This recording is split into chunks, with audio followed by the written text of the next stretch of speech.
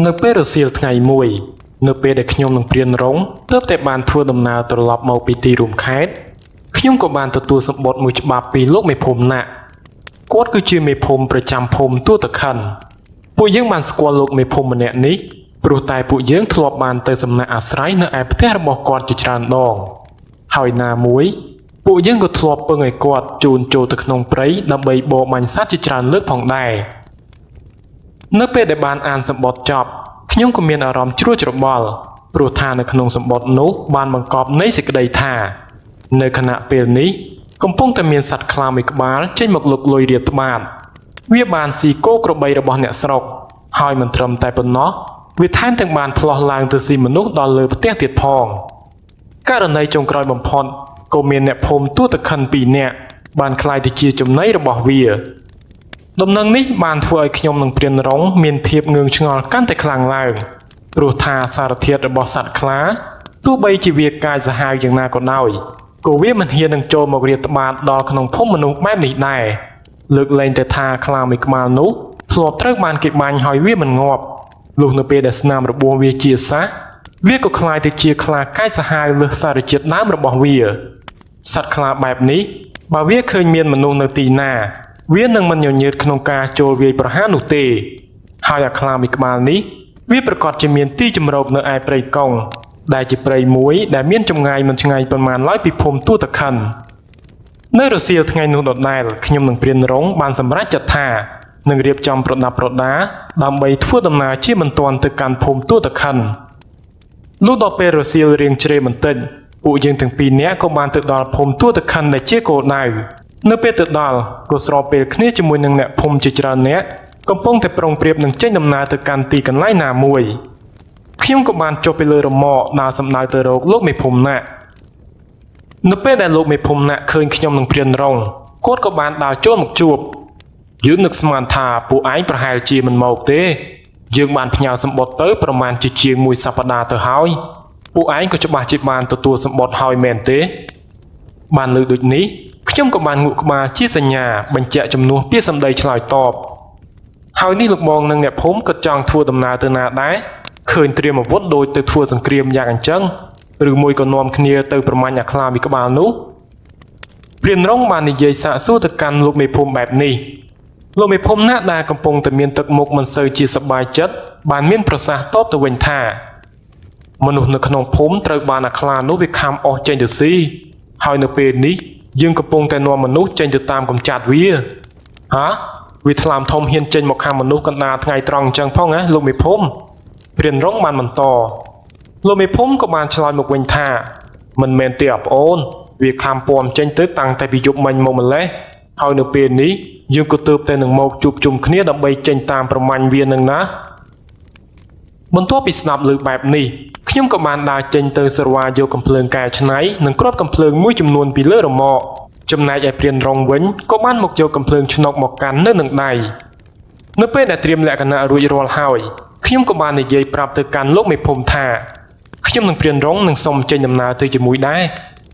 ពាក្យសម្ដីនេះបានធ្វើឲ្យបណ្ដាអ្នកភូមិទាំងឡាយដែលកំពុងតែពិបាកចិត្តប្រសាយអស់ទុកបានមួយកម្រិតព្រោះថានៅក្នុងក្រុមក៏នឹងមានកំភ្លើងសម្រាប់ប្រើការបានខ្លះនេះក៏បានធ្វើឲ្យពួកគាត់កក់ក្ដៅចិត្តបានខ្លះដែរព្រោះថាអាវុធដែលអ្នកភូមិមានភាគច្រើនគឺព្រួញស្នានិងកំបិតពូថៅតែប៉ុណ្ណោះក្រោយមកនៅពេលដែលបានត្រៀមខ្លួនរួចរាល់ហើយលោកមេភូមិទួតខិនក៏បានដើរនាំក្រុមមនុស្សសម្ដៅទៅកាន់ខ្ទមមួយដែលមានទិសដៅនៅភាគខាងលិចនៃភូមិបរិវេណនោះគឺនៅជាប់នឹងជ័យព្រៃនៅក្បែរខ្ទមចាស់នោះមានសុទ្ធតែស្នាមឈាមហើយស្នាក់ស្នាមឈាមទាំងនោះគឺបានបន្តរហូតទៅដល់មាត់ព្រៃវាលេងសុទ្ធតែអញ្ចឹងហ្មងហើយនេះលោកមេភូមិព្រានរងបាននិយាយបែបនេះនៅខណៈពេលដែលគាត់កំពុងតែដើរពិនិត្យមើលនៅក្បែរខ្ទមបន្ទាប់មកព្រានរងក៏បាននិយាយបន្តទៀតថាខ្ញុំថាវាមិនមែនជាខ្លាធម្មតានោះទេលោកមេភូមិណាក់នៅពេលដែលបានស្ដាប់លើបែបនេះគាត់ក៏បានមានប្រសាសន៍តបមកវិញថាយើងក៏គិតអញ្ចឹងដែរណាលោកប្អូនព្រោះថានរណាក៏គេគិតអញ្ចឹងដែរគេគិតថាវាអាចជាមានព្រាយខ្លាបន្ទាប់ពីខ្ញុំបានស្ដាប់ប្រសាសន៍លោកមេភូមិរួចខ្ញុំក៏បានតបទៅគាត់វិញថាមានរឿងអ្វីទើបធ្វើឲ្យលោកមេភូមិសន្និដ្ឋានបែបនេះលោកមេភូមិបានដកដង្ហើមធំហើយឆ្លើយមកកាន់ខ្ញុំវិញថាហើយ ការដែលសត្វខ្លាវាហ៊ានចូលមកខាំមនុស្សដល់ក្នុងភូមិបែបនេះគឺវាខុសពីសភាវគតិរបស់សត្វខ្លាបើសិនជាខ្លានោះវាធ្លាប់ស៊ីមនុស្សក៏ដោយចុះវាហ៊ានតែនៅក្នុងព្រៃតែប៉ុណ្ណោះតែអានេះវាចូលមកស៊ីមនុស្សដល់ក្នុងភូមិហើយចូលលោកប្អូនវិញមានទស្សនៈបែបណាចំពោះរឿងនេះបន្ទាប់មកខ្ញុំក៏បានងាកសម្លឹងមកលោកមេភូមិនិងអ្នកភូមិមុននឹងខ្ញុំបានតបមកវិញថាខ្ញុំថាវាអាចជាខ្លាដែលធ្លាប់មានរបួសឬជាខ្លាដែលធ្លាប់ត្រូវបានមនុស្សធ្វើបាប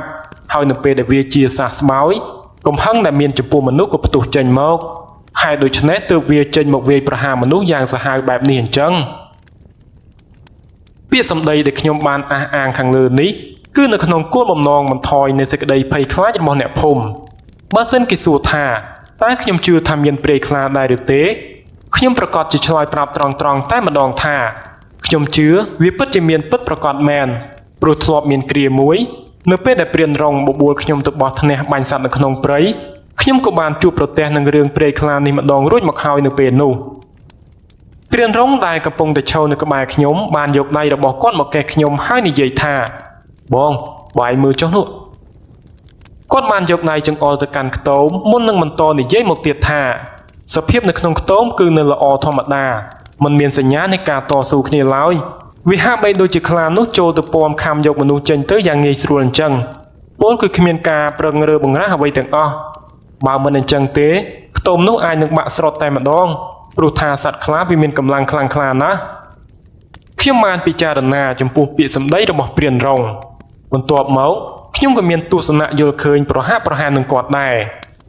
ពិតដោយអ្វីដែលឯងបាននិយាយមែនហើយវាហាក់បីដូចជាខ្លានោះដើរចូលទៅខាំពំយកមនុស្សចេញទៅដោយមិនខ្លាចក្រែងអ្វីទាំងអស់ហើយយើងជឿថាវាពិតជាមិនបានទទួលការទប់ទល់ពីសំណាក់ជនរងគ្រោះឡើយបន្ទាប់មកខ្ញុំក៏បានងាកទៅខាងលោកមេភូមិហើយខ្សឹបប្រាប់គាត់ថានេះពួកអ្នកភូមិបានយល់ឃើញបែបនេះដែរឬទេលោកមេភូមិលោកមេភូមិក៏បានឆ្លើយតបមកខ្ញុំវិញថានេះគឺជាមូលហេតុដែលខ្ញុំព្រួយបារម្ភជាងគេណាលោកប្អូនអ្នកភូមិភាគច្រើនមានភាពភ័យខ្លាចអ្នកខ្លះទៀតគេគិតចង់ផ្លាស់ប្ដូរទីលំនៅទៅនៅកន្លែងផ្សេងក៏មានដែរមានតែអ្នកភូមិ 4-10 នាក់នេះទេដែលហ៊ានចេញមករួមគ្នាដើម្បីតាមប្រមាញ់អាខ្លាមួយក្បាលនោះបន្ទាប់មកខ្ញុំក៏បានសួរគាត់ថាហើយពួកយើងនឹងចេញតាមរកតម្រុយសត្វខ្លានោះនៅពេលណាដែរចេញឥឡូវនេះតែម្ដងទៅណាមួយគ្រួសារជនរងគ្រោះក៏ត្រូវការតាមរកសាកសពដើម្បីយកមកធ្វើពិធីបុណ្យលោកមេភូមិបានឆ្លើយតបមកកាន់ខ្ញុំបែបនេះភ្លាមនោះខ្ញុំក៏បាននិយាយថាបាទអញ្ចឹងយើងឆាប់នាំគ្នាចេញដំណើរតែម្ដងទៅបន្ទាប់ពីខ្ញុំនិយាយចប់លោកមេភូមិណាក់និងព្រានរងក៏បានដើរនាំមុខក្រុមមនុស្សបន្តចេញទៅតាមរកតម្រុយដានសត្វខ្លាមួយក្បាលនោះពួកយើងចាប់ផ្ដើមដើរចេញពីខ្ទមចាស់រហូតដើរតាមស្នាមឈាមចូលទៅដល់ក្នុងព្រៃជ្រៅពួកយើងបានដើរតាមរកមកដល់ចំណុចមួយនៅក្បែរបឹងនៅពេលនោះព្រានរងដែលកំពុងតែដើរក្បែរលោកមេភូមិបានលើកដៃជាសញ្ញាប្រាប់ឲ្យគេឈប់មានការអ្វីមែនទេអារងខ្ញុំបានស្រែកសួរមានដានជើងរបស់វាចុះទៅមាត់បឹងចាប់ពីពេលនេះទៅអ្នកទាំងអស់គ្នាត្រូវធ្វើការប្រុងប្រយ័ត្នឲ្យមែនទែនកុំភ្លេចខ្លួនឲ្យសោះព្រោះថាអាខ្លានេះអាចកំពុងតែសងំលាក់ខ្លួននៅម្ដុំនេះក៏ថាបានដែរព្រានរងបានអះអាងប្រាប់ក្រុមមនុស្សទាំងអស់នោះបន្ទាប់ពីនិយាយចប់ព្រានរងនិងលោកមេភូមិណាបានបន្តដំណើរទៅមុខទៀតយ៉ាងយឺតតាមរយៈគុម្ពស្មៅខ្ពស់នៅតាមផ្លូវក្នុងព្រៃដែលពួកយើងបានដើរកាត់ខ្ញុំនិងអ្នកភូមិតែងតែគិតក្នុងចិត្តថាតិចមានអបិជ្ជឃាតមួយក្បាលនោះកំពុងតែពួនសងំលួចសម្លឹងមើលមកកាន់ពួកយើងបន្ទាប់ពីបានដើរអស់មួយសន្ទុះអ្នកនាំមុខក្រុមទាំងពីរនាក់នោះក៏បានឈប់នៅនឹងមុខថ្លុករីងមួយកន្លែងខ្ញុំបានដើរចូលទៅក្បែរពួកគាត់កែវភ្នែករបស់ខ្ញុំបានសម្លឹងមើលទៅកាន់ថ្លុកនោះដែលនៅពេលនោះមិនមានទឹកឡើយគឺមានតែភក់សើមតែប៉ុណ្ណោះនៅក្បែរថ្លុកនោះមិនឆ្ងាយប៉ុន្មានក៏មានសាកសពរបស់បរិសម្នាក់ដែលស្ថិតនៅក្នុងសភាពរយៈរយាយត្រង់បរិវេណសាច់ផ្លូវនិងត្រគាកបាត់ស្ទើរតែពាក់កណ្ដាលលោកមេភូមិណាក់និងអ្នកភូមិនៅពេលដែលបានឃើញសភាពបែបនេះក៏បំរុងតែនឹងចុះទៅស្រវាយកសាកសពនោះតែក៏ត្រូវបានព្រានរងស្រែកហាមឃាត់ទាន់ពេលវេលាកុំចុះទៅឲ្យសោះណាលោកមេភូមិកុំចុះទៅហេតុអីទៅហ่าលោកប្អូនពេលនេះយើងក៏រកឃើញសាកសពហើយតើយើងនឹងយកទៅធ្វើបុណ្យលោកមេភូមិបានតបភ្លាមដោយអារម្មណ៍ងឿងឆ្ងល់ចំពោះការហាមឃាត់របស់ព្រានរងចំណែកឯព្រានរងក៏បាននិយាយបន្តទៀតថាចុះលោកមេភូមិគិតចង់តាមកំចាត់អាខ្លាមួយក្បាលនោះទេ នៅពេលដែលខ្ញុំស្ដាប់ឮយ៉ាងដូចនេះខ្ញុំក៏បានសម្ដែងនៅទឹកមុខភ្ញាក់ផ្អើលនិងងឿងឆ្ងល់ដូចលោកមេភូមិដែរខ្ញុំបានសួរទៅកាន់ព្រានរងដែលជាដៃគូបែបនេះថានេះឯងគិតចង់ធ្វើអ្វីបន្តទៅទៀតព្រានរងក៏បានតបមកខ្ញុំវិញថាបោះថ្នះនឹងណាបងយើងនឹងយកសាកសពនេះទៅទុកបញ្ឆោតខ្លាឲ្យវាចេញមកបានលើដូចនេះលោកមេភូមិណាក់និងអ្នកភូមិស្ទើរតែឧទានចេញមកព្រមគ្នាបែបនេះថាវាមិនអាក្រក់មើលពេកទេដឹងហ៎ព្រានរងលោកមេភូមិក៏បានបន្ថែមទៀតថាគេស្លាប់បែបនេះវាក៏សាហាវខូខើពេកណាស់ទៅហើយបើសិនជាយកសពគេមកធ្វើបែបនេះទៀតនោះគឺថាវាដូចជាហួសហេតុអាក្រក់មើលពេកទេដឹងព្រានរងដែលជាព្រានដែលមានបទពិសោធន៍ម្នាក់បានងាកសម្លឹងទៅកាន់លោកមេភូមិនិងអ្នកភូមិហើយគាត់ក៏បាននិយាយអះអាងបែបនេះថាចំពោះរឿងនេះខ្ញុំយល់ច្បាស់ណាស់ណាលោកមេភូមិការធ្វើបែបនេះវាមើលទៅមិនទំនងមែន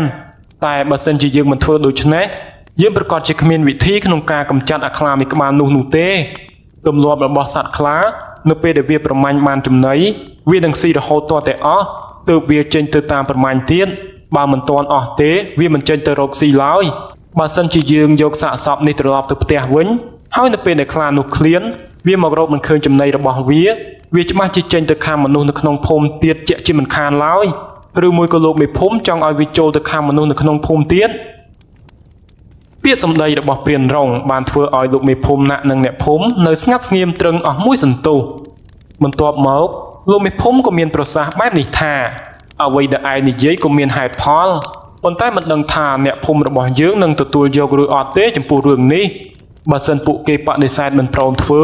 យើងក៏សូមឆ្លើយបដិសេធដែរនិយាយចប់លោកមេភូមិណាក់ក៏ងាកទៅសាកសួរមតិយោបល់របស់អ្នកភូមិដែលរួមដំណើរមកជាមួយសរុបសេចក្តីមកពួកគាត់គ្រប់គ្នាមានការយល់ស្របចំពោះការលើកឡើងរបស់ព្រានរង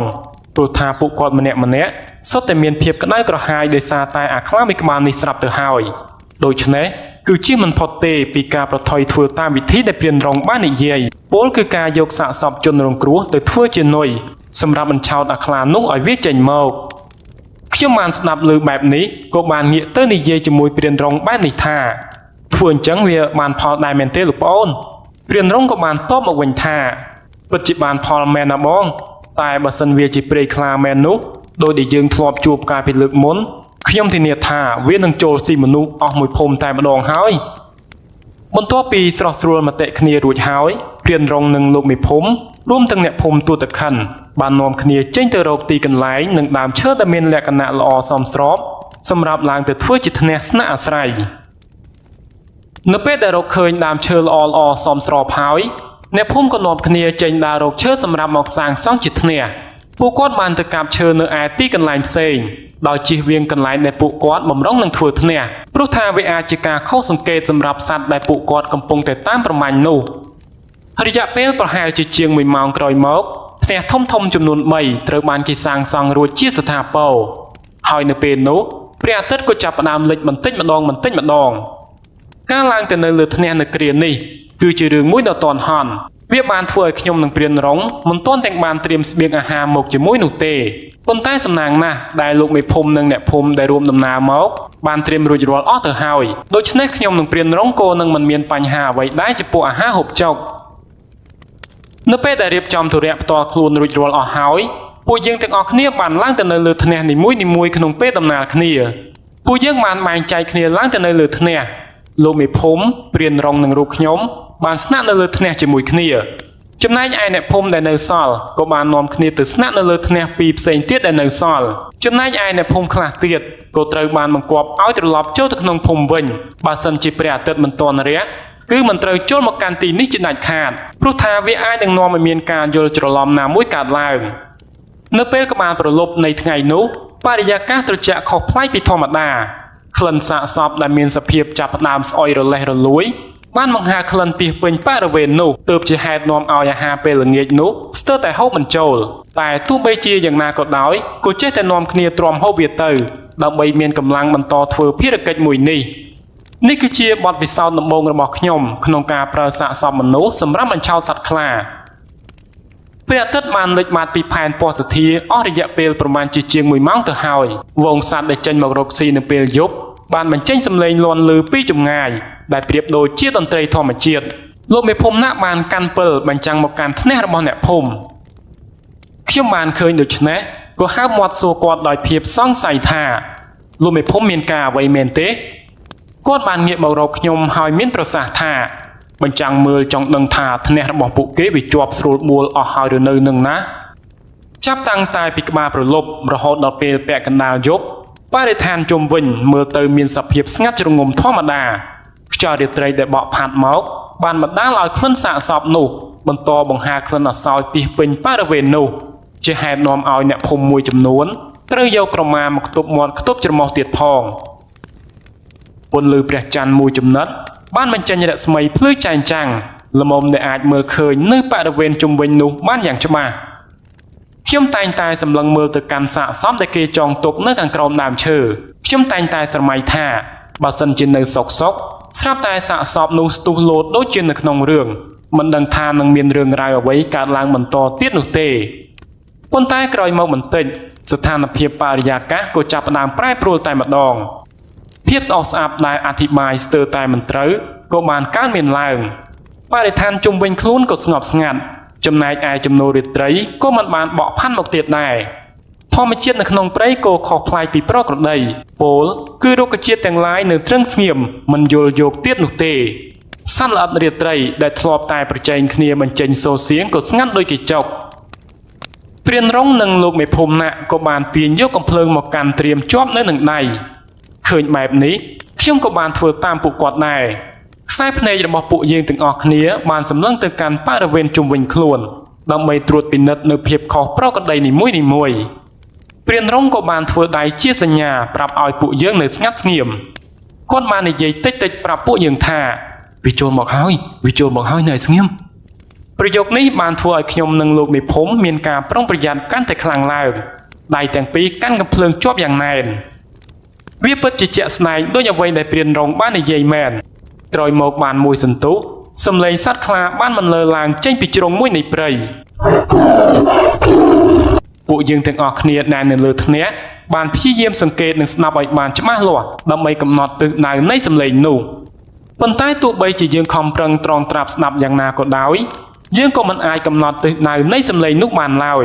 ព្រោះថាសំឡេងខ្លានោះពេលខ្លះឮនៅខាងនេះពេលខ្លះទៀតឮនៅខាងនោះ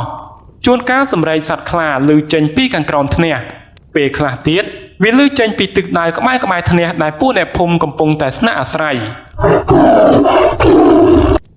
នៅពេលនោះព្រានរងបានឧទានចេញមកថាអាខ្លាមួយក្បាលនេះវាពិតជាខ្លាំងពូកែមែនតែនហើយខ្ញុំក៏បានគិតអញ្ចឹងដែរណាលោកប្អូនលោកមេភូមិណាបានបន្ថែមបែបនេះខ្ញុំបានសួរទៅកាន់ពួកគាត់ដោយភាពសង្ស័យថាចុះហេតុអ្វីបានជាវាមិនចូលមកស៊ីចំណីតែម្ដងទៅព្រានរងបានឆ្លើយតបមកកាន់ខ្ញុំវិញថាជួនកាលវាអាចជាដឹងថាពួកយើងកំពុងតែនៅខាងលើនេះក៏ថាបានដែរនៅវិនាទីនោះសំឡេងសត្វខ្លាបានឮកងរំពងចេញពីទិសខាងស្ដាំនៃដើមឈើដែលពួកយើងសង់ថ្នាក់ចុងកណ្ដុងកំភ្លើងរបស់ពួកយើងគ្រប់គ្នាបានតម្រង់ចេញទៅកាន់ទិសដៅនៃសំឡេងស្រែកគំរាមនោះខ្ញុំក៏រត់តែអន្ទះសារនៅក្នុងចិត្តមិនដឹងថាខ្លាមួយក្បាលនេះជាខ្លាធម្មតាឬក៏ជាព្រាយខ្លាដែលគ្រប់គ្នាកំពុងតែមានការសង្ស័យបើសិនវាជាព្រាយខ្លាដោយអ្វីដែលខ្ញុំធ្លាប់បានជួបកាលពីលើកមុនមែនវានឹងបណ្ដាលឲ្យមានមនុស្សស្លាប់ជាក់ជាមិនខានឡើយមួយរំពេចក្រោយមកស្នូកំភ្លើងក៏បានលាន់ឮចេញពីថ្នាក់របស់ពួកអ្នកភូមិបន្ទាប់ពីផ្ទុះស្នូកំភ្លើងបានមួយគ្រាប់ក៏មានការបាញ់ជាច្រើនគ្រាប់បន្តកន្ទុយគ្នាស្នូកំភ្លើងបានផ្ទុះអស់ជាច្រើនគ្រាប់លាន់ឮចេញពីថ្នាក់ម្ខាងទៀតរបស់អ្នកភូមិលោកមេភូមិណាបាននិយាយចេញទាំងអារម្មណ៍តក់ក្រហល់បែបនេះថាពួកនេះវានាំគ្នាបាញ់អ្វីទៅហើយនៅខាងនោះវាមានរឿងអ្វីកើតឡើងបន្ទាប់មកគាត់ក៏មានសកម្មភាពបំរុងនឹងចុះទៅខាងក្រោមថ្នាក់លោកឃើញបែបនេះព្រានរងនិងរូបខ្ញុំបានទាញដៃគាត់ជាប់ហើយព្រានរងក៏បាននិយាយថាកុំចុះទៅឲ្យសោះណាលោកមេភូមិកុំចុះទៅចប់សម្ដីរបស់ព្រានរងក៏ស្រាប់តែមានសម្លេងនរណាម្នាក់រត់នៅបរិវេណខាងក្រោមសម្ដៅមកកាន់ដើមឈើដែលពួកយើងសង់ថ្នាក់បន្ទាប់មកក៏មានសម្លេងមនុស្សនិយាយចេញពីខាងក្រោមដើមឈើនោះលោកមេភូមិណាជួយខ្ញុំផងខ្ញុំត្រូវបានខ្លាដេញខំលោកបានស្ដាប់ឮដូចនេះលោកមេភូមិណាក៏បានបញ្ចាំងពិលចុះទៅខាងក្រោមដើម្បីពិនិត្យមើល រូបភាពដែលបានបង្ហាញឲ្យឃើញនៅពេលនោះបានធ្វើឲ្យខ្ញុំស្លុតស្មារតីព្រោះថានៅខាងក្រោមពេលនោះគឺមានអ្នកភូមិម្នាក់កំពុងតែស្ថិតនៅក្នុងស្ថានភាពរបួសចូលខ្លួនទៅដោយឈាមផ្ទៃមុខរបស់គាត់រយះទៅដោយស្នាមខ្វាយរបស់សត្វខ្លាបន្ទាប់មកលោកមេភូមិក៏រៀបចំចុះទៅខាងក្រោមប៉ុន្តែក៏ត្រូវបានព្រានរងចាប់ទាញដៃជាប់ជាលើកទី2កុំចុះទៅឲ្យសោះលោកមេភូមិស្ដាប់ខ្ញុំទៅកុំចុះទៅព្រានរងបាននិយាយភ្លាមនោះលោកមេភូមិក៏បានតបមកវិញថាមិនឲ្យខ្ញុំចុះទៅយ៉ាងម៉េចលោកប្អូននេះអ្នកភូមិរបស់ខ្ញុំកំពុងតែស្ថិតនៅក្នុងគ្រោះថ្នាក់ណាបន្ទាប់មកព្រានរងក៏បាននិយាយថាលោកមេភូមិត្រូវតាំងស្មារតីឲ្យនឹងណូសិនណាព្រោះថានៅក្នុងស្ថានភាពបថុញញុចបែបនេះយើងមិនអាចទុកចិត្តអ្វីបាននោះទេនៅខណៈពេលនោះខ្ញុំបានងាកទៅត្រួតពិនិត្យមើលភ្នែករបស់អ្នកភូមិទាំងពីរនៅឯម្ខាងទៀតកៅភ្នែករបស់ខ្ញុំទាំងគូក៏បានទៅប្រទះជាមួយនឹងក្របភ្នែកពណ៌ក្រហមឆ្អៅដែលវាកំពុងតែមានចលនាកម្រើកនៅខាងក្រោមដើមឈើលុះបានឃើញបែបនេះខ្ញុំក៏បានកេះលោកមេភូមិណាក់នឹងព្រានរងភ្លាមតែម្ដងដើម្បីឲ្យពួកគាត់ក្រឡេកទៅមើលបន្ទាប់មកព្រានរងបានលូកដៃចូលទៅក្នុងថង់យាមដកយកអ្វីមួយយ៉ាងចេញមកខាងក្រៅហើយគាត់ក៏បានបោះរបស់នោះចុះទៅខាងក្រោមព្រានរងបានស្រែកពីខាងលើថាណែឯងឆាប់កេះនោះឲ្យឆេះភ្លាមមកយើងនឹងចុះទៅជួយឯងភ្លាមព្រានព្រៃដែលមានបទពិសោធន៍ក្នុងការប្រមាញ់ព្រាយខ្លាសុទ្ធតែយល់ថាព្រាយខ្លាមិនមានម្រាមដៃនោះទេវាមិនអាចចាប់កាន់អ្វីបានទាំងអស់ដូច្នេះវិធីសាស្ត្របោះដៃកេះឲ្យកេះនេះគឺជាការពិសោធន៍មួយដ៏មានប្រសិទ្ធភាពបំផុតទោះបីជាយ៉ាងណាក៏ដោយមនុស្សដែលនៅខាងក្រោមនោះមិនបានធ្វើតាមការបង្គាប់របស់ព្រានរងឡើយគេនៅតែឈរស្ងៀមធម្មតាហើយនិយាយប្រយោគដដែលជាដដែលម្ដងហើយម្ដងទៀតបន្ទាប់មកព្រានរងក៏បានស្រែកសារជាថ្មីថាឲ្យលឿនឡើងកេះភ្លាមមកយើងនឹងចុះទៅជួយឯងភ្លាមចប់សម្ដីនេះអាកប្បកិរិយារបស់បុគ្គលដែលកំពុងតែឈរនៅខាងក្រោមធ្នាក់ក៏ចាប់ផ្ដើមប្រែប្រួលបន្តិចគេនៅតែឈរស្ងៀមធម្មតាមិនមានការៈអ្វីទាំងអស់មួយរំពេចក្រោយមកគេក៏បានអើតសម្លឹងមើលទៅខាងលើធ្នាក់នៅពេលដែលផ្ទៃមុខរបស់បរិសម្នាក់នោះមកត្រូវប៉ះនឹងពន្លឺភ្លើងពិលកៅភ្នែករបស់គេទាំងគូក៏ចាប់ផ្ដើមបដូរមកជាពណ៌ក្រហមភ្លាមព្រានរងដែលជាមនុស្សមានភាពឆ្លៀសវៃជាងគេទាំងអស់នៅក្នុងក្រុមបានយកកំភ្លើងមកតម្រង់ហើយបាញ់ចេញភ្លាមតែម្ដងប៉ុន្តែមនុស្សដែលនៅខាងក្រោមដើមឈើនោះមានភាពរហ័សរហួនជាងវាបានលូតផ្លោះទៅទិសម្ខាងទៀតដោយគ្រាប់ព្រួញរូបភាពដែលពួកយើងបានឃើញនៅខណៈពេលនោះគឺបរិសម្នាក់នោះបានប្រែក្លាយទៅជាខ្លាដំបងមួយដ៏ធំមហិមាវាបានថយខ្លួនទៅឈរនៅក្បែរសាកសពខ្ញុំបានឃើញដូច្នេះក៏បានកេះកៃកំភ្លើងសម្ដៅទៅកាន់អាខ្លាដំបងមួយក្បាលនោះគ្រាប់កំភ្លើងក៏បានហោះសម្ដៅទៅទម្លុះស្បៃរបស់អាខ្លាដំបងក៏ប៉ុន្តែរឿងរ៉ាវដ៏មហាអស្ចារ្យក៏កើតមានឡើងនៅពេលដែលគ្រាប់កំភ្លើងបាញ់ចេញទៅនោះខ្ញុំមានទំនុកចិត្តថាវាច្បាស់ជានឹងត្រូវចំគោលដៅជាក់ជាមិនខានឡើយក៏ប៉ុន្តែវាបែរជាមិនអាចធ្វើអ្វីអាខ្លាមួយក្បាលនោះបានទៅវិញមួយរំពេចនោះព្រានរងក៏បានឧទានចេញមកថាវាមិននៅខាងនោះទេបងវាមិននៅត្រង់នោះទេខ្ញុំបានងាកទៅមើលមុខគាត់ហើយក្រោយមកបន្តិចក៏ងាកទៅទីកន្លែងដែលខ្ញុំគិតថាអាខ្លាមួយក្បាលនោះកំពុងតែស្ថិតនៅប៉ុន្តែខ្ញុំក៏មិនបានប្រទះឃើញសូម្បីតែស្រមោលរបស់វាខ្ញុំបានសាកសួរទៅកាន់ព្រានរងបែបនេះថាវាបាត់ទៅណាហើយលោកប្អូនមើលមិនឃើញសោះមិននេះឃើញនៅនឹងតើព្រានរងក៏បានឆ្លើយតបមកវិញភ្លាមថាវាចូលទៅក្នុងព្រៃបាត់ទៅហើយបងអ្វីដែលលោកបងបានឃើញមុននេះគឺជារូបភាពបញ្ឆោតកៅភ្នែកតែប៉ុណ្ណោះភ្លាមនោះលោកមេភូមិណាក៏បានលើកដៃភាវនាហើយស្រែកឮខ្លាំងបែបនេះថាបាយខ្លាំងពូកែមែនឆាប់ចេញមកភ្លាមមកឆាប់ចេញមកនៅពេលនោះសំឡេងស្រែកគំរាមរបស់ពេជ្ឈឃាតស៊ីមនុស្សក៏លាន់ឮឡើងពលរបស់ពួកយើងបានបញ្ចាំងឆ្លងទៅវិញទៅមកទៅតាមប្រភពដើមនៃសំឡេងនោះជាច្រើនដងណាស់ដែលយើងបានបញ្ចាំងមើលចំមុខវាក៏ប៉ុន្តែ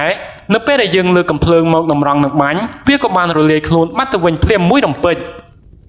ព្រាយខ្លាដែលយើងជួបប្រទះនៅពេលនេះវាខុសប្លែកជាងអាជួបលើកមុនទៅទៀតព្រោះថាកាលពីលើកមុនវាអាចធ្វើបានត្រឹមតែបន្លំខ្លួនជាមនុស្សតែប៉ុណ្ណោះប៉ុន្តែនៅខណៈពេលនេះអាខ្លាមួយក្បាលនេះវាអាចបំបាំងកាយទៅវិញទៅមកបានទៀតផងអាខ្លានេះវាចូលជាប្រភេទព្រាយខ្លាបែបណាទៅនេះបំបាំងកាយបានមើលតែមនុស្សចេះមន្តអាគម ខ្ញុំបានសាកសួរទៅកាន់ពួកគាត់ដោយភាពសង្ស័យលោកមេភូមិណាក៏បានឆ្លើយតបមកខ្ញុំវិញថាវាអាចជាព្រាយខ្លាអាគមដែលកើតចេញពីមនុស្សដែលចេះមុនអាគមខ្លាំងពូកែនឹងណាមុនវិជាប្រភេទនេះគេហៅថាមុនវិជាស្មិលដែលអាចធ្វើឲ្យមនុស្សអាចប្រែកាឡាបានជាសត្វណានៅខណៈពេលដែលពួកយើងកំពុងតែព្យាយាមសម្លឹងរកមើលអាខ្លាដំបងមួយក្បាលនោះសំឡេងកំភ្លើងក៏បានលាន់ឮចេញពីថ្នះរបស់ពួកអ្នកភូមិឯមកខាងទៀតពួកខ្ញុំដែលនៅខាងលើនេះបានសម្លឹងមើលទៅកាន់ថ្នះរបស់ពួកអ្នកភូមិពន្លឺភ្លើងពិលបញ្ចាំងចុះឡើងនៅឯថ្នះខាងនោះបន្ទាប់មកក៏មានសំឡេងស្រែកឆោឡោសុំការជួយសង្គ្រោះ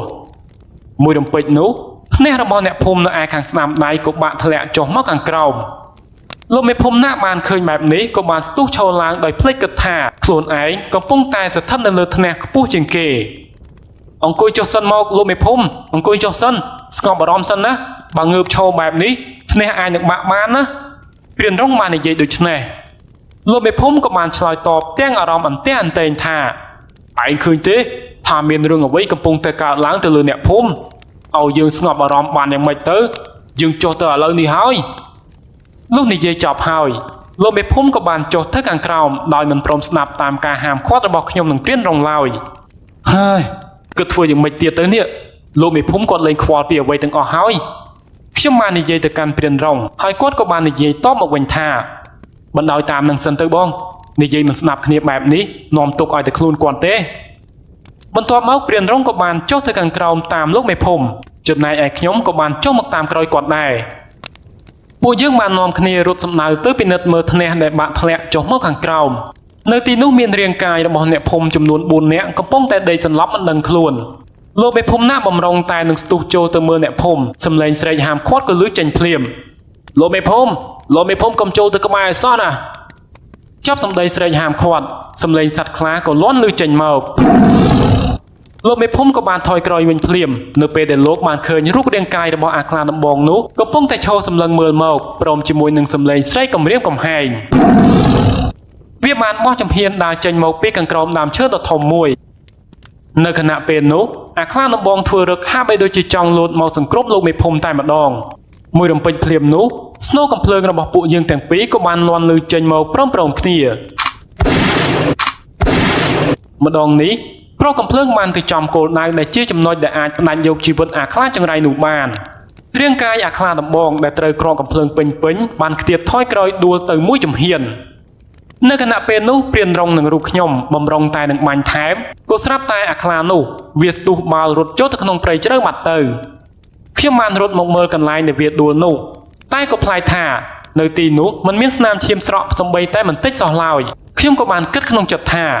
ខ្លានេះហេតុអីក៏វាមានស្បែកស្វិតខ្លាំងម្ល៉េះត្រូវគ្រាប់កំភ្លើងចំពេញបែបនេះបែរជាមិនមានហូរឈាមអីបន្តិច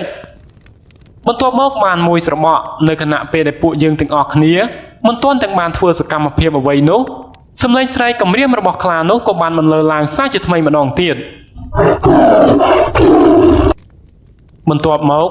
ក៏មានសម្រាប់ជើងរត់ចូលមករបស់សត្វដ៏ធំមហិមាចេញមកពីទិសមួយផ្សេងទៀត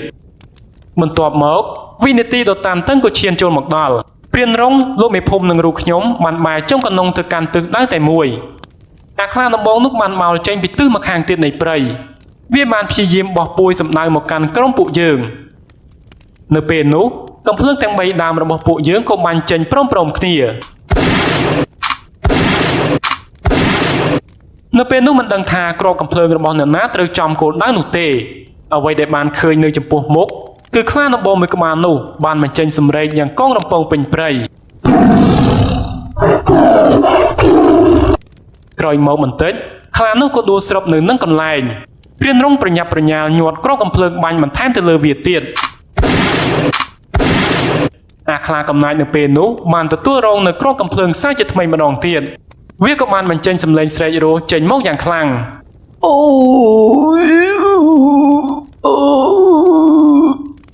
រឿងដែលកាន់តែចម្លែកអស្ចារ្យហើយថែមទាំងធ្វើឲ្យមនុស្សគ្រប់គ្នារន្ធត់នោះគឺថាសម្លេងដែលស្រែករោនោះមានលក្ខណៈដូចជាសម្លេងមនុស្សច្រើនជាងសម្លេងរបស់សត្វខ្លាឆ្លៀតឱកាសនោះលោកមេភូមិណាក៏បានបាញ់បន្ថែមទៅលើវាទៀតគ្រាប់កំភ្លើងចំនួន2គ្រាប់បានទៅត្រូវនឹងដងខ្លួនរបស់អាខ្លានោះហើយវាក៏ដួលស្រាប់ម្ដងទៀត អ្វីដែលធ្វើឲ្យខ្ញុំកាន់តែមានភាពរន្ធត់នៅក្នុងចិត្តគឺថាទោះបីជីវិតត្រូវបានគេបាញ់ត្រូវជាច្រើនគ្រាប់ក៏ដោយគ្រាប់កំភ្លើងមិនអាចទម្លុះស្បែកវាបានឡើយហេតុដូចនេះព្រានរងក៏បានសួរមកកាន់ខ្ញុំថាបងហួរកំបិតអាគមរបស់បងមានយកទៅតាមខ្លួនទេចំណែកខ្ញុំនៅពេលនោះក៏ទើបតែនឹងនឹកឃើញថាខ្លួនឯងក៏បានយកកំបិតអាគមមកតាមខ្លួនដែរបើសិនជាព្រានរងមិនបានសួរប្រហែលជាខ្ញុំនឹកមិនឃើញផងខ្ញុំក៏បានប្រញាប់ប្រញាល់ស្វែងរកកំបិតដែលមានដាក់នៅក្នុងសាកកដោផ្ទាល់ខ្លួនរបស់ខ្ញុំនៅពេលដែលរកឃើញហើយនោះខ្ញុំក៏បានស្រែកបង្គាប់លោកមេភូមិនិងព្រានរងបែបនេះថាបាញ់វាឲ្យដួលឲ្យលឿនឡើងទៅលុះនៅពេលដែលខ្ញុំនិយាយចប់ស្នូកំភ្លើងពីរគ្រាប់ទៀតក៏បានលាន់លឺយ៉ាងកងរំពងនៅពេលដែលអាខ្លានោះវាដួលដេកនៅនឹងដីខ្ញុំក៏បានដើរចូលមកគៀកខ្លួនវាហើយចាក់ចំដងខ្លួនវាជាច្រើនកំបិតដំបូងខ្ញុំបានគិតថាប្រហែលជាចាក់វាមិនធ្លុះនោះទេប៉ុន្តែខ្ញុំបានគិតខុសព្រោះកំបិតស្នៀតដែលលោកឪសុំបានប្រទានមកឲ្យនោះគឺពិតជាពូកែស័ក្តិសិទ្ធិមែនវាចាក់ទម្លុះស្បែកខ្លានោះបានយ៉ាងងាយខ្ញុំបានទទួលស្គាល់ថានៅវិនាទីនោះមិនដឹងថាខ្ញុំទៅយកសេចក្តីក្លាហានមកពីណានោះទេខ្លាដំបងដ៏ធំបានងាកសម្លឹងមើលមកកាន់ខ្ញុំហើយសភាពរបស់វាយ៉ាប់យ៉ឺនជាទីបំផុតនៅពេលនោះខ្ញុំមានអារម្មណ៍ថាភ័យត្រជាក់ខ្លួនស្រាប់តែម្ដងមួយរំពេចនោះក៏ស្រាប់តែអាខ្លានោះវាបានស្ទុះមកខ្វាចខ្លួនរបស់ខ្ញុំព្រានរងនឹងលោកមេភូមិណាបានឃើញស្ថានភាពដ៏ផុយស្រួយបែបនេះក៏បានស្រែកមកថាប្រយ័ត្ន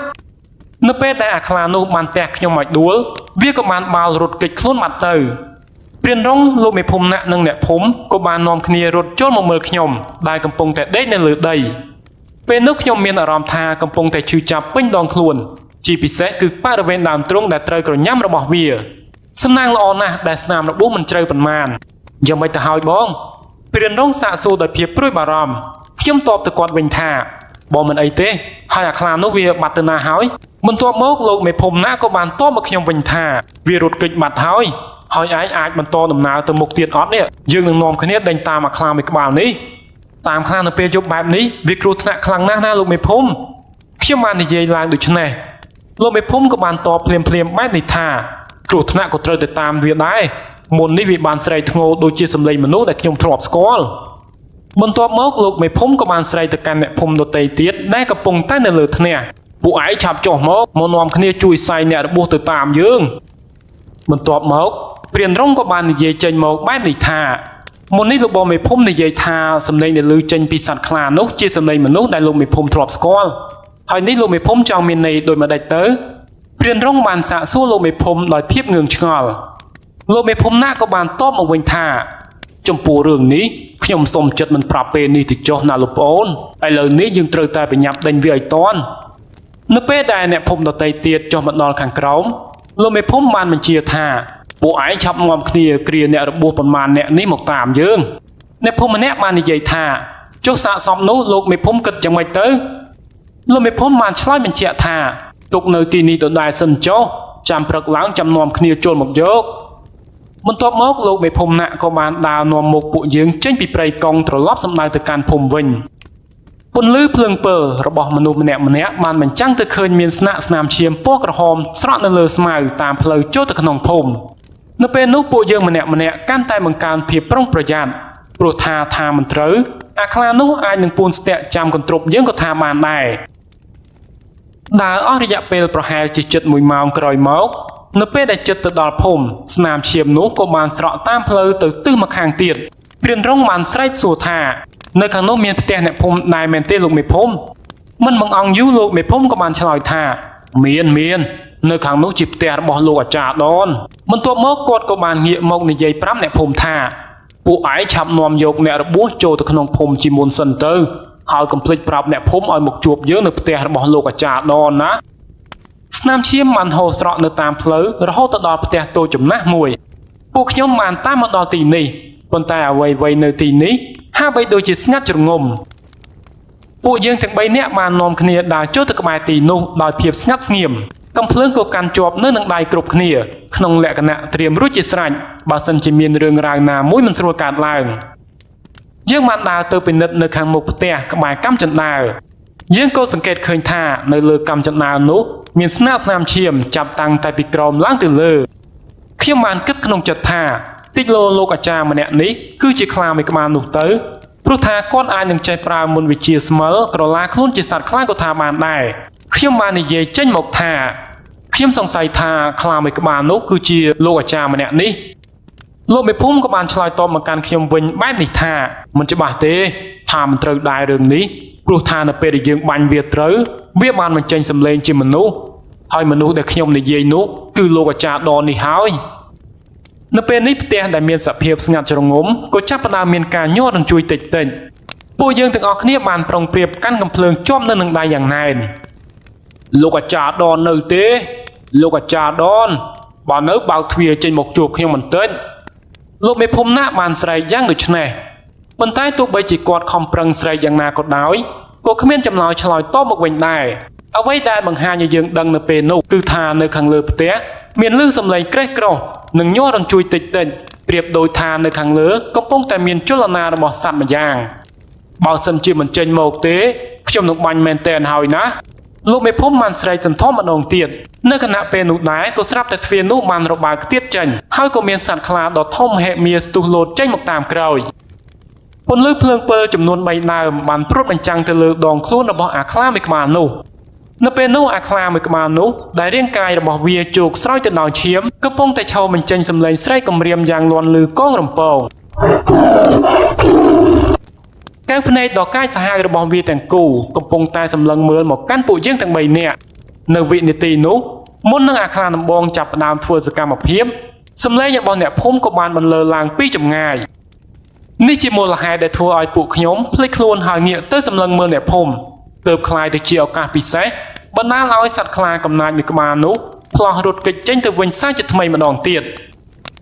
ព្រានរងបានឧទានចេញមកទាំងកំហឹងបែបនេះថាហើយចង្រៃយោវារត់ចេញទៅទៀតហើយខ្ញុំនិងលោកមេភូមិណាក់ប្រញាប់ងាកមកហើយក៏បានកេះកែងកំភ្លើងបាញ់វាទៅតាមពីក្រោយនៅខណៈពេលនោះមិនដឹងថាក្របកំភ្លើងរបស់នរណាបាញ់ត្រូវវាខ្លះនោះទេគ្រាន់តែមើលឃើញថាអាខ្លាកំណាចនោះវាដួលស្រាប់ស្ងៀមនៅនឹងដីមួយប្រព្រិចភ្នែកវាក៏បានខំប្រឹងងើបស្ទុះរត់ម្ដងទៀតខ្ញុំនិងព្រានរងក៏មិនបានចាំឲ្យនរណាប្រាប់អីទៀតនោះទេពួកយើងទាំងពីរនាក់បានបាញ់សន្ធប់ទៅលើអាសត្វខ្លាកំណាចមួយក្បាលនោះដោយមិនប្រណីសត្វខ្លាដែលរត់ចេញទៅនោះក៏ចាប់ដើមរត់យឺតវាបានព្យាយាមរត់ទៅថេតថារត់លៃយ៉ាងណាឲ្យទៅដល់មាត់ព្រៃដើម្បីធ្វើការពួនសង្ងំលោកមេភូមិណាក់ដែលរត់ទៅទាន់ក៏បានបាញ់ប្រហារវាភ្លាមត្រូវពេញតែម្ដងអាខ្លាដំបងដួលស្រុបទៅលើដីប៉ុន្តែម្ដងនេះវាមិនបានងើបមកដូចមុនទៀតនោះទេខ្ញុំនិងព្រានរងបានរត់ចូលមកដល់ក៏បានឃើញអាខ្លាដំបងនេះកំពុងតែដេកដកដង្ហើមប្រៀបដូចជាវាកំពុងតែត្រដោកខ្យល់យ៉ាងអញ្ចឹងនៅតាមដងខ្លួនរបស់វាពោពេញទៅដោយគ្រាប់កំភ្លើងលោកមេភូមិក៏មានប្រសាសន៍ថាអាគមរបស់វាត្រូវបានសាបនៅពេលដែលព្រានហួរបានចាក់វាដោយកំបិតស្នៀតអាគមទើបជាហេតុបណ្ដាលឲ្យវាអស់លក្ខបែបនេះបន្ទាប់មកខ្ញុំក៏បានសួរទៅកាន់លោកមេភូមិថាយើងនឹងចាត់ការវាទៀតដោយវិធីបែបណាទៅលោកមេភូមិបន្ទាប់មកគាត់ក៏បានឆ្លើយមកវិញថាសម្រាប់វាភ្លាមទៅកុំទុកបន្ទាប់មកគាត់ក៏បានយកចុងកំភ្លើងមកទល់នឹងក្បាលរបស់អាខ្លាមួយក្បាលនោះតែមុននឹងគាត់កេះកៃកំភ្លើងព្រានរងក៏បានស្រែកហាមឃាត់ភ្លាមទាន់ពេលតែម្ដងជប់សិនណាលោកមេភូមិសម្រាប់វាបែបនេះមិនបានជាដាច់ខាតហេតុអីទៅលោកប្អូនសម្រាប់វាទាន់ពេលដែលពួកយើងមានឱកាសមិនល្អទេអីលោកមេភូមិតបភ្លាមបែបនេះព្រានរងក៏បានតបមកគាត់វិញមួយបែបនេះថាក្របកំភ្លើងធម្មតាសម្រាប់បានតែរាងកាយរបស់វាតែប៉ុណ្ណោះតែវិញ្ញាណរបស់វាក្របធម្មតាមិនអាចសម្លាប់វាបានឡើយបើយើងបាញ់វាវិញ្ញាណអាក្រក់នោះនឹងទៅចូលសន្ធឹកសត្វខ្លាដទៃទៀតហើយច្បាស់ណាស់ថាវានឹងត្រឡប់មកសងសឹកពួកយើងជាក់ជាមិនខានឡើយព្រានរងបាននិយាយចប់គេក៏បានលូកដៃចូលទៅក្នុងថង់យាមបន្ទាប់មកគេក៏ដកហូតយកក្រណាត់យ័ន្តមួយផ្ទាំងចេញមកខាងក្រៅនៅពេលនោះគាត់ក៏បានលាក្រណាត់យ័ន្តនោះហើយអ្វីដែលមាននៅខាងក្នុងនោះគឺគ្រាប់កំភ្លើងបញ្ចុះអាគមជាច្រើនគ្រាប់ទាំងនេះគឺគេប្រើសម្រាប់កម្ចាត់វិញ្ញាណអាក្រក់ជាពិសេសគឺវិញ្ញាណព្រាយខ្លានេះតែម្ដងព្រានរងបានហុចគ្រាប់កំភ្លើងអាគមទៅឲ្យលោកមេភូមិណាក់នេះគ្រាប់កំភ្លើងបញ្ចុះអាគមណាលោកមេភូមិណាក់បានទទួលយកហើយគាត់ក៏បានបដូរគ្រាប់កំភ្លើងដាក់គ្រាប់កំភ្លើងថ្មីចូលទៅវិញគាត់បានបែរចុងកណ្ដុងទៅរកអាខ្លាកំណាចនោះខ្ញុំបានឃើញបែបនេះក៏ងាកមុខគេចចេញព្រោះមិនចង់ឃើញរូបភាពដ៏សាហាវព្រៃផ្សៃ ទោះបីថាវាជាសត្វខ្លាស៊ីមនុស្សក៏ដោយត្រឹមតែពី3ដង្ហើមដកសំឡេងស្នូកំភ្លើងក៏លាន់ឮយ៉ាងកងរំពងក្រោយមកបន្តិចរាងកាយរបស់អាខ្លានោះក៏នៅស្ងៀមលែងកំរើកលោកមេភូមិណាបានដកដង្ហើមធំស្មោយទ្រូងមុននឹងគាត់បានដាក់ខ្លួនអង្គុយចុះទៅនឹងដីបន្ទាប់មកក្រុមអ្នកភូមិក៏ដើរចូលមកដល់មនុស្សម្នាក់នាំគ្នាសួររកលោកអាចារ្យដនថាពេលនេះគាត់នៅឯណាចំណែកឯលោកមេភូមិណាក៏បានងាកមកមើលមកខ្ញុំនិងព្រានរងមុននឹងងាកទៅឆ្លើយប្រាប់អ្នកភូមិបែបនេះថាខ្លាបានស៊ីលោកអាចារ្យដនបាត់ទៅហើយទាំងដែលលោកក៏ដឹងច្បាស់ថាលោកអាចារ្យដនគឺជាខ្លាមួយក្បាលនេះក៏ដោយលោកមេភូមិឆ្លើយបែបនេះតើល្អទេលោកប្អូនខ្ញុំបានខ្សឹបសួរព្រានរងបែបនេះគេក៏បានឆ្លើយប្រាប់ខ្ញុំវិញថាប្រាប់អញ្ចឹងក៏ល្អដែរបងព្រោះថាអ្នកភូមិនរណាក៏គេដឹងថាលោកអាចារ្យដននេះគឺជាមនុស្សល្អនៅក្នុងភូមិតែក៏មិនដឹងដែរថាព្រោះតែអកុសលផលកម្មអ្វីបានជាលោកខ្លាយខ្លួនទៅជាខ្លាបែបនេះ